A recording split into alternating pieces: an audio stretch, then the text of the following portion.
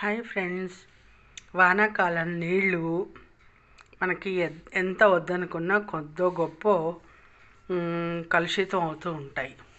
అయితే మనము నీటిని ఎలా శుభ్రపరచుకోవాలి? అందరికీ ఫిల్టర్స్ ఉండవు కదండి. అందుకోసం అని చెప్పి వాటిని ఎలా శుద్ధి చేసుకోవాలి అంటే, ఫస్ట్ థింగ్ ఉంటే ఇండుపుకాయని అరగదీసి ఆ గంధాన్ని నీళ్ళలో కలిపితే మట్టి కిందకి చేరిపోతుంది. లేదు, రెండో విధానం ఇదిగోండి, పటిక.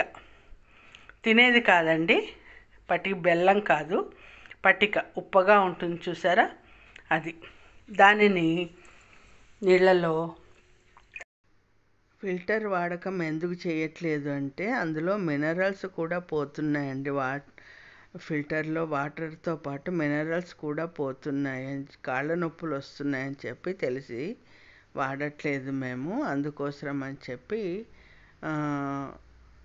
మేము డైరెక్ట్గానే పట్టుకుని వాడతామన్నమాట. లేదు, మేము ఇలాగే డైరెక్ట్గా పట్టుకుని తాగుతామన్నమాట.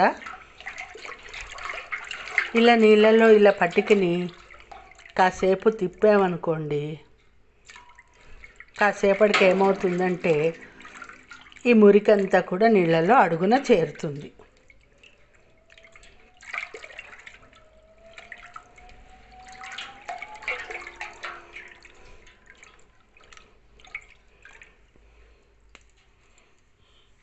చూశారు కదా, ఒక 2 నిమిషాలు తిప్పాను ఇలాగా. తర్వాత చూద్దాం.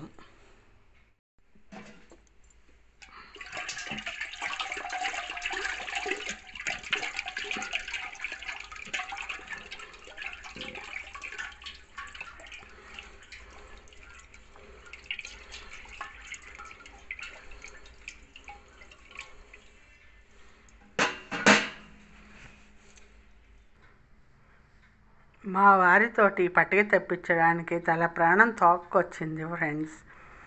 ఎందుకంటే ఆయనకేమో ఈ నీళ్ళు బాగానే ఉన్నాయి, ఏం పర్వాలేదు, వాళ్ళు మందు కలిపి పంపిస్తారు, పర్వాలేదు అంటారు. నాకేమో ఇవి చూస్తుంటే తాగాలనిపించదు. అది చూసారా, అడుక్కి ఎలా తేరిందో బిందెలోకి మట్టి.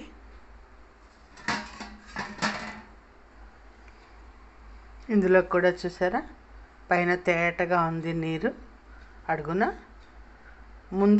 మొదట ఏమవుతుందంటే తెట్టులా కడుతుందండి.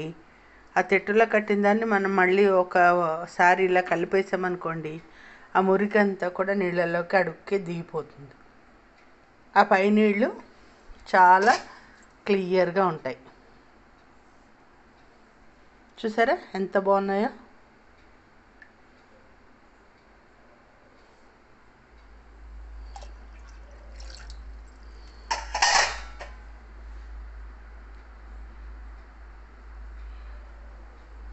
నచ్చిందా ఈ వీడియో?